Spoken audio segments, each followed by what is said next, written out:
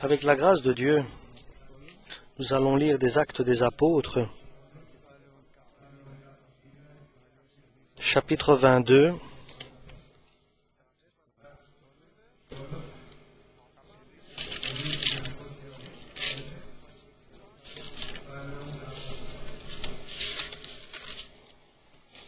chapitre 22, Actes des Apôtres. Hommes, frères et pères, écoutez ce que j'ai maintenant à vous dire. Pour ma défense, lorsqu'ils entendirent qu'il leur parlait en langue hébraïque, ils redoublèrent de silence. Et Paul dit, « Je suis juif, né à Tarse, en Cilicie, mais j'ai été élevé dans cette ville-ci et instruit aux pieds de Gamaliel, dans la connaissance exacte de la loi de nos pères. Étant plein de zèle pour Dieu, comme vous l'êtes tous aujourd'hui, j'ai persécuté à mort cette doctrine, liant, attachant et mettant en prison hommes et femmes. Le souverain sacrificateur et tout le collège des anciens m'en sont témoins.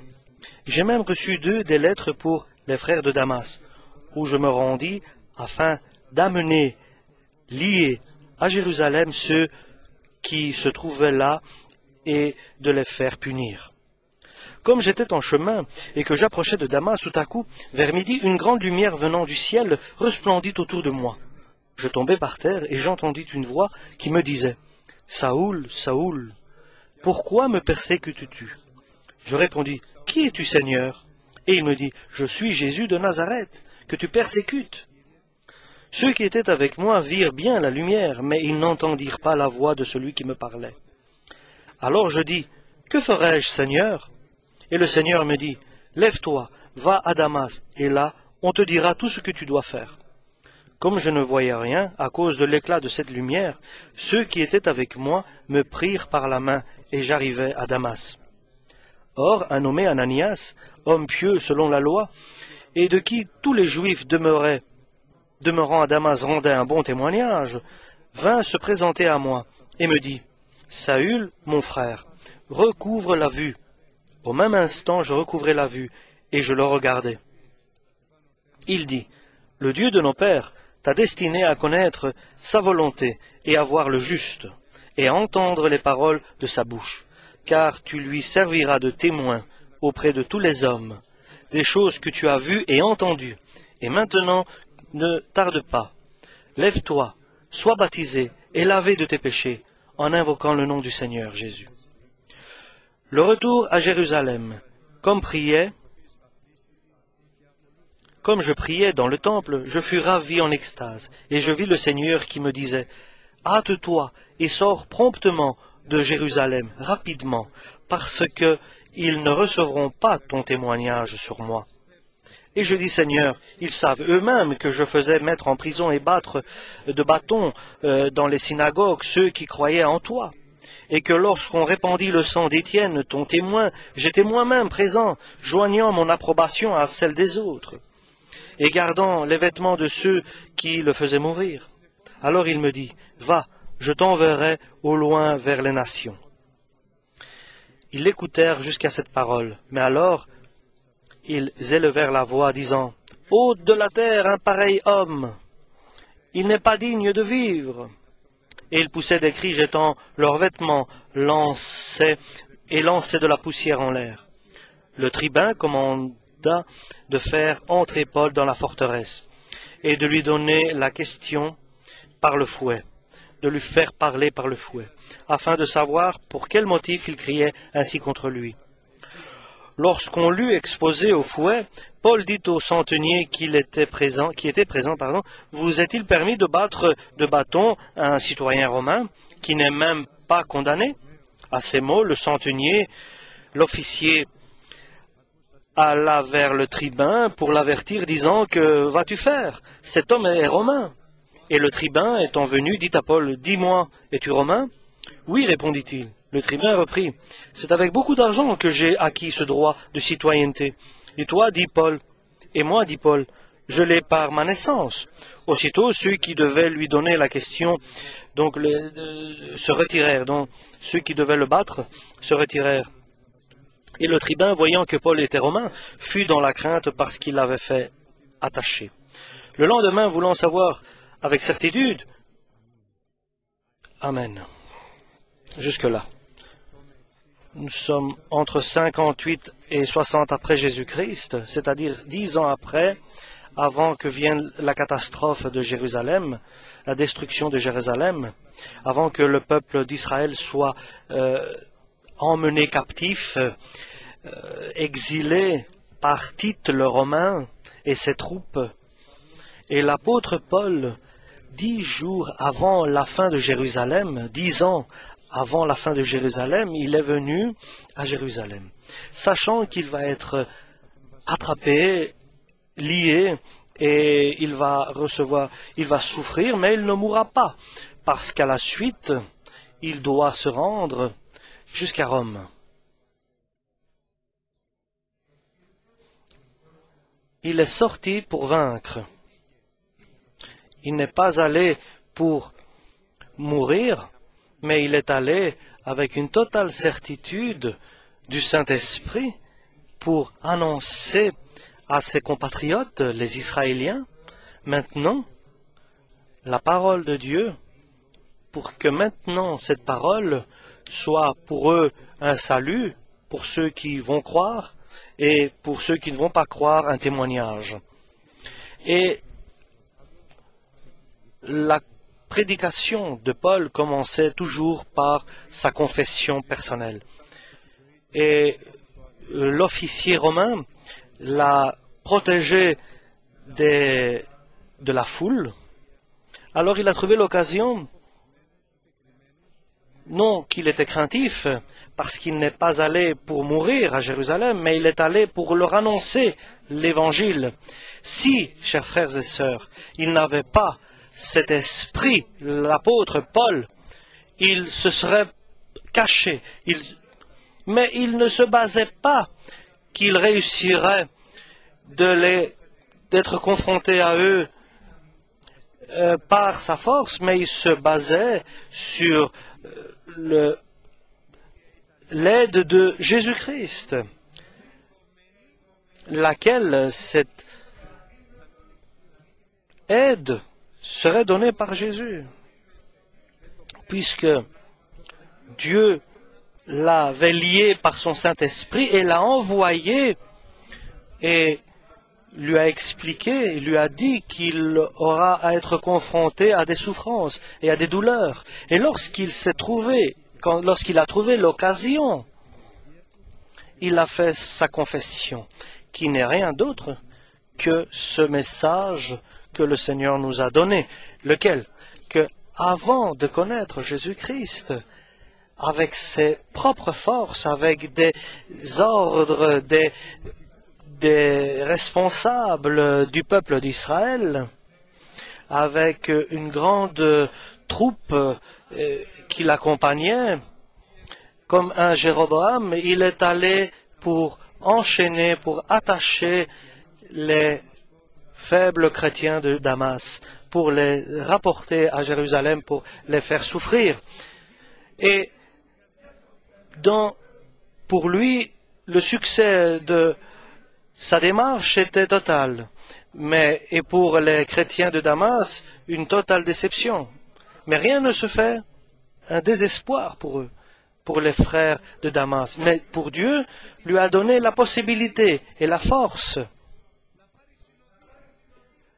de prendre en plus une troupe, des personnes et des papiers signés par les hauts responsables du clergé israélien pour faire lier les chrétiens de Damas. Et Dieu a permis cela. Dieu a permis qu'ils fassent toute cette démarche. Mais tout cela était dans le programme de Dieu. Oui, il utilisait des forces humaines,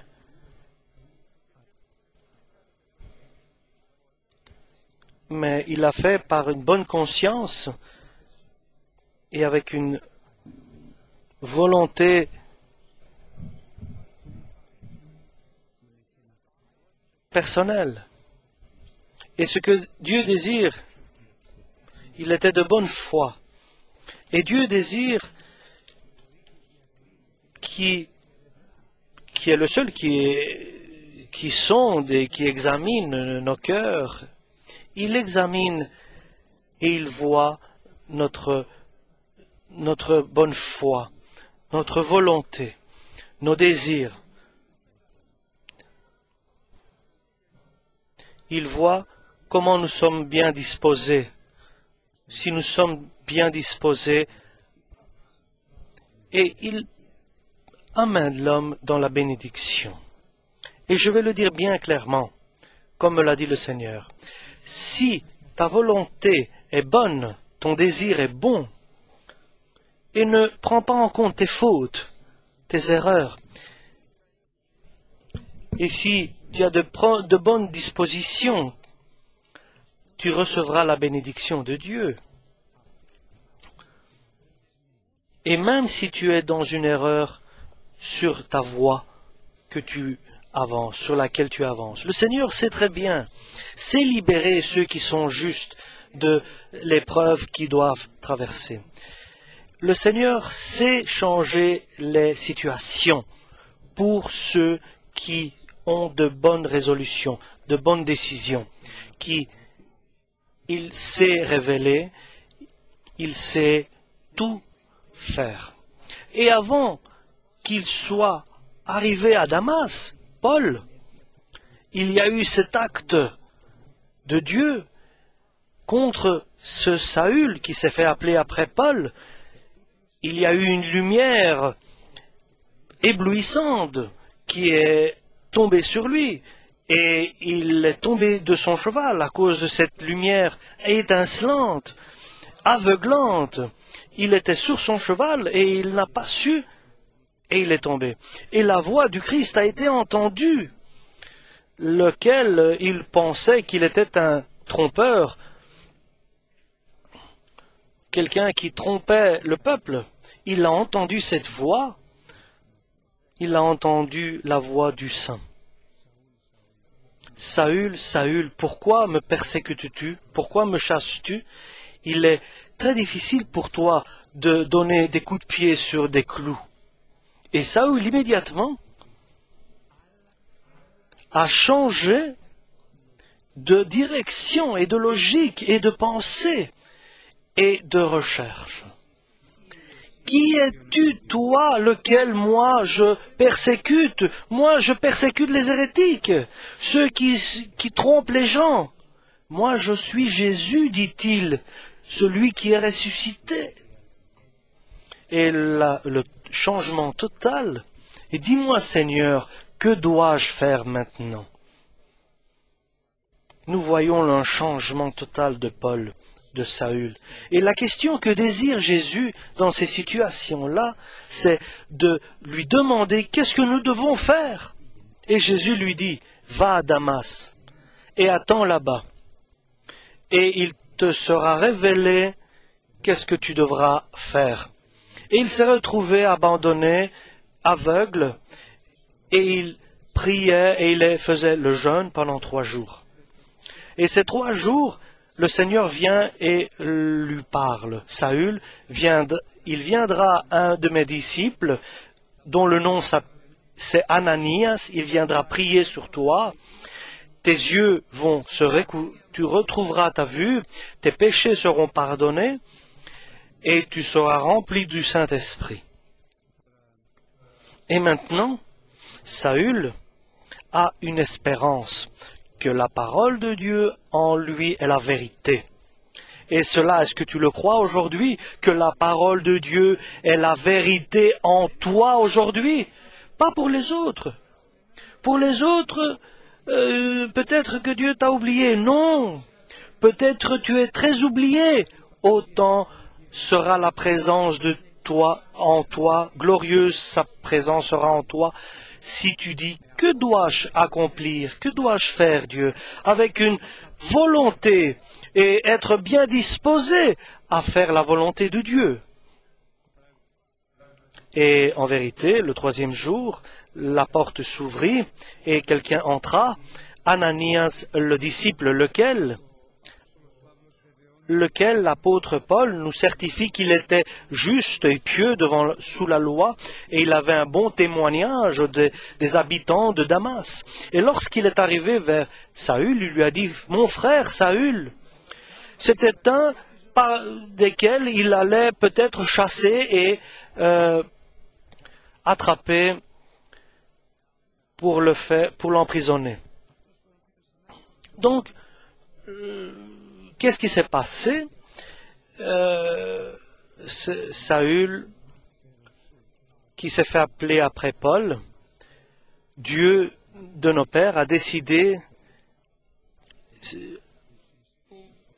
que Saül écoute sa voix et qu'il entende la voix de Jésus et qu'il soit témoin dans toute sa vie pour tout ce qu'il a vu et tout ce qu'il a entendu.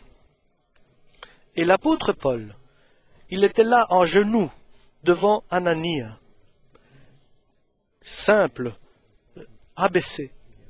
Il attend que son frère vienne prier sur lui. Et il a prié. Et sont tombés de ses yeux un genre de caille, et ses yeux se sont ouverts.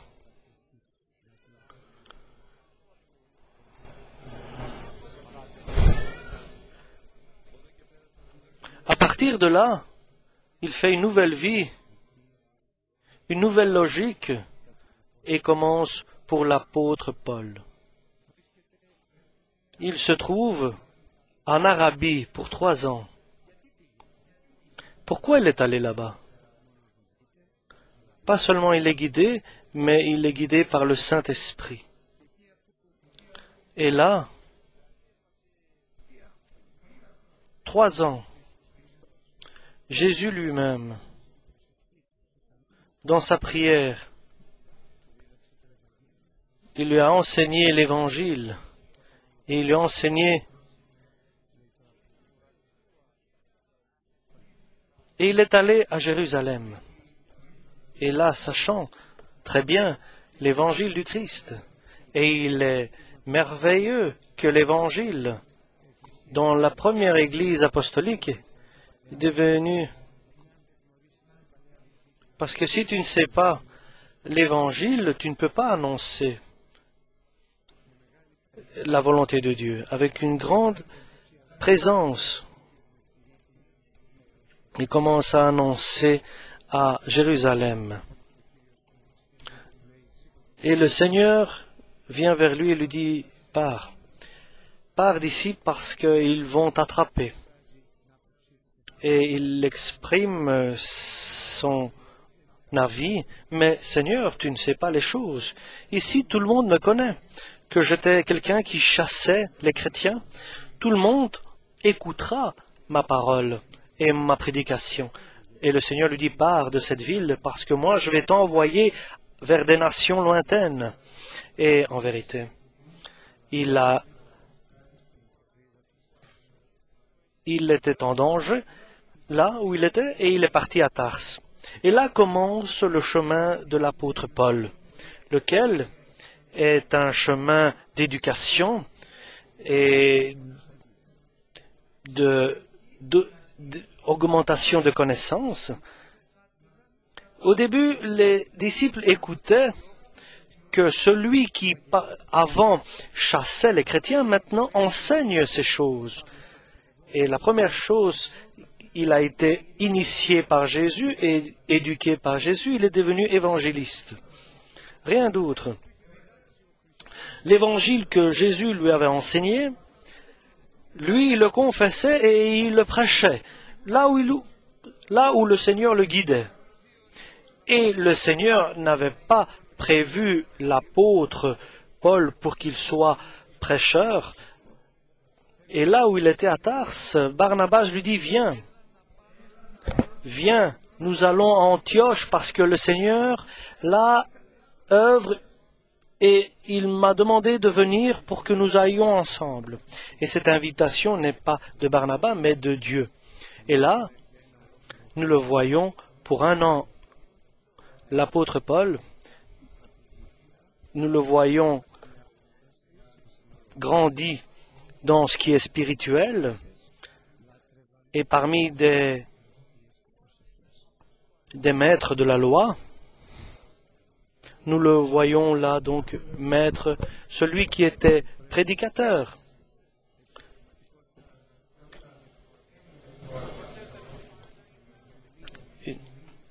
Mais il a reçu un avancement, je pourrais dire, mais ce n'est pas un avancement, c'est une servitude pour l'apôtre Paul. Pendant 1 an, il était enseignant. Il n'est pas devenu prophète.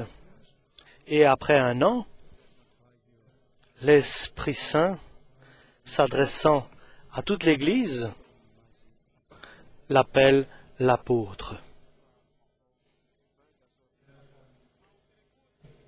Sont passés à peu près 7 ans d'éducation, d'initiation. Je peux dire que les premiers 3 années en Arabie, il était enseigné initié à la parole de Dieu.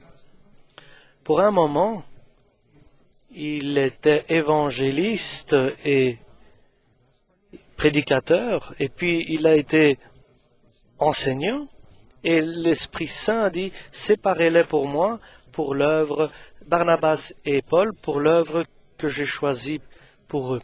Et à partir de 44, après Jésus-Christ, l'apôtre Paul, Saül, est dorénavant l'apôtre Paul. Donc à partir de maintenant, il n'a pas sa propre opinion, son avis, il ne dit pas ceci ou cela, mais là où il va, il laisse Dieu le guider. Et il va en Asie et l'Esprit Saint l'empêche. Il va pour Messie, là il est aussi empêché par le Saint-Esprit. Et il va à Troas. Et là, à Troas, le Seigneur nous a envoyés pour ce petit village ici à Troas. Et la réponse est non. Parce que le Seigneur vous a envoyé pour l'Europe. Il est allé à Philippe, à Thessalonique, à Bévéria. Et toujours guidé par le Saint-Esprit. Et quand, puisqu'ils ont passé de 37 ans jusqu'à 44, à peu près 7 ans d'éducation sévère, je peux dire, et dans ce qui est naturel et dans ce qui est spirituel, c'est d'apprendre qu'il a la possibilité de sortir vainqueur pour vaincre seulement lorsque il est guidé par le Saint-Esprit, seulement lorsque il prie, là dans sa chambre, il bénéficie le pardon et la bénédiction et la révélation, et seulement lorsqu'il accepte la volonté de Dieu en tout point, c'est-à-dire lorsqu'il est devenu un vrai serviteur, sans qu'il y ait rien de personnel, sans sa propre opinion ou sa propre volonté, sans sa propre décision. Donc aujourd'hui,